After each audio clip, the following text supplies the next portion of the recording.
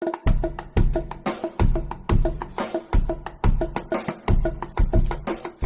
guys, welcome back to Ask Oman. Sorry for the delay in posting these videos. A, it was the holidays, and B, if you can't tell, I still have the remnants of a cold that laid me out for a few days. So I was not interested in making videos. But yeah, I'm back here, and I wanted to talk to you a little bit about Christmas this week because I had a question asked by somebody. Is Christmas banned, or are you allowed to celebrate Christmas in Oman? Obviously Oman is a Muslim country, a predominantly Muslim country, and so it's a fair question. So I just thought I would tell you a little bit about what the Christmas experience is like here, and what we do and what we can do and what we can't do. There's not anything we can't do. But anyway, so here we go.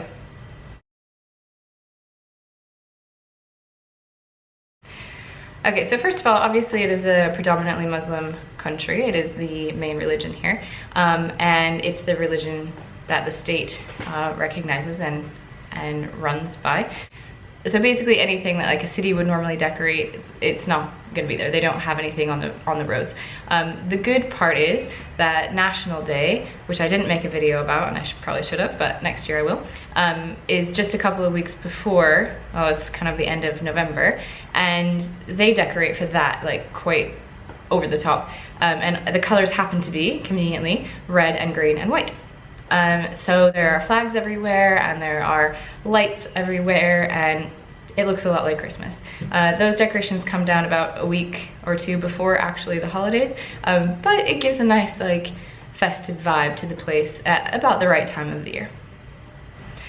So the public places don't decorate, like I said, they won't see it on any of the government buildings or the streets or anything, but private places can. So all of the hotels, all of the restaurants, the shops, all of our grocery stores and things are full of decorations. And they're exactly the same as what you would see at home. They are snowmen and Santas and elves and tinsel and all that good stuff.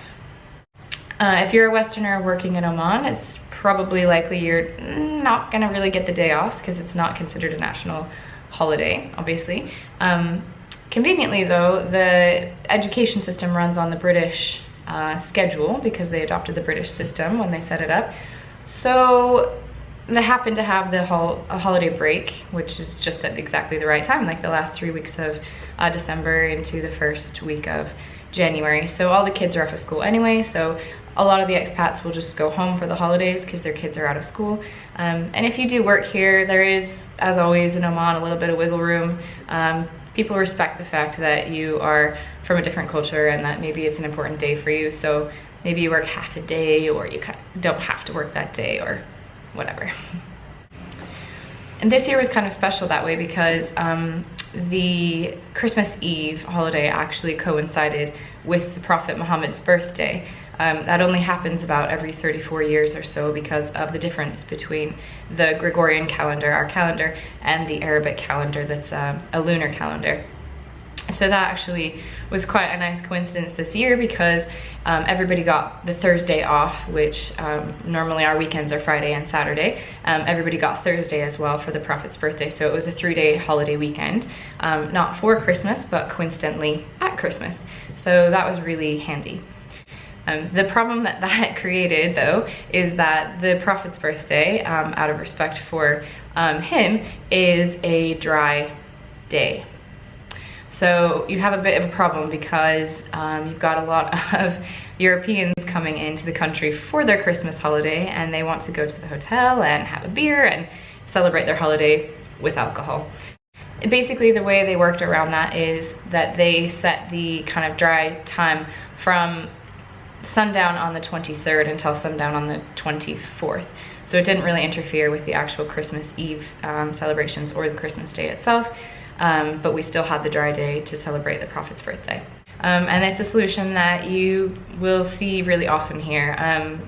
They don't really want to put anybody out. They're not trying to force like the Muslim holiday on anyone, and they respect the fact that other people have special days that are important to them. So they will just come up with a way to kind of make it work for everybody. So if you're an expat in Oman, what is it like to have Christmas here? Basically, it's different. It's not full of holiday cheer like you experience at home. You don't see it just everywhere, and there's not Christmas music everywhere. For me, because I'm from a place that's normally cold in the winter, it's also really disconnected in my head to have it be really sunny every day and gorgeous outside, and to go swimming on the beach a few days before Christmas. So it doesn't feel like Christmas. I put up some decorations, as you can see. We put up a tree, which is made out of paper. We also decorated our palm tree with some small little baubles to make it feel a little bit more festive, and put up Christmas lights, that kind of thing. You really can go all out if you want to. There are big trees that you can buy at the grocery store. Obviously they're all fake because there's not any pine trees like anywhere nearby. So they're all kind of fake, and they don't really work for me. I'm not really into that. So we just kind of did some simple stuff ourselves. But you can go all out if you want. You can buy the big decorations and the big ornaments and the big trees and everything if you want to go that way. You can also buy all the things that you want from the grocery store that have all been imported, and they're all insanely expensive, obviously. For example, I got my traditional treat is the classic Terry's chocolate orange, which has been slightly decimated.